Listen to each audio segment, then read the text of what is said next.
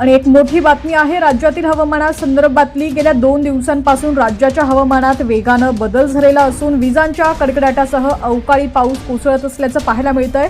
मराठवाड्यातील बीड, पाटोदा, वडवणी आणि गेवराई परिसरात जोरदार पावसानं हजेरी लावली आहे। यवतमाळच्या राळेगाव परिसरात वादळी वाऱ्यासह पाऊस आणि जोरदार गारपीट देखील झाली आहे। याचा फटका कळमनेर, कापसी, रामतीर्थ, वाळधूर आणि कोपरी यासारख्या अनेक गावांना बसलेला आहे। रब्बी हंगामातील पिकं जसे की गहू आणि हरभरा तसेच पालेभाज्या काढणीला आलेल्या असतानाच हा पाऊस आल्यामुळे शेतकऱ्यांचं मोठं नुकसान झालेलं आहे। हवामान विभागानं वर्तवलेल्या अंदाजानुसार हा पाऊस होत असून जिल्हा प्रशासनाने शेतकऱ्यांना काळजी घेण्याचं आवाहन केलेलं आहे।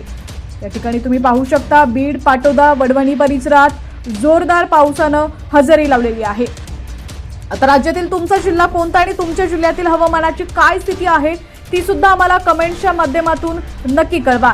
राज्यातील बहुतांश ठिकाणी हवामान विभागानं पावसाचा अलर्ट जारी केला होता। महाराष्ट्रातील हवामानात गेल्या काही दिवसात मोठे बदल जाणवत आहेत।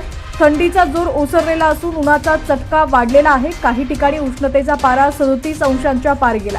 अशातच आता राज्यावर नवं संकट घोघावतंय। काही भागात ढगाळ हवामानासह पावसाची शक्यता असून हवामान विभागाने येलो अलर्ट जारी केलाय। मुंबई, रायगड, रत्नागिरी, सिंधुदुर्गसह कोकणात मुख्यतः ढगाळ आकाश राहणार आहे। मुंबईत कमाल तापमान 31 ते 33 अंश आणि किमान 23 ते 25 अंश सेल्सिअस राहण्याची शक्यता आहे। रत्नागिरीसारख्या भागात 34 ते 36 अंश डिग्री सेल्सिअस पर्यंत तापमान वाढू शकतं। आज पावसाची शक्यता या ठिकाणी कमी आहे।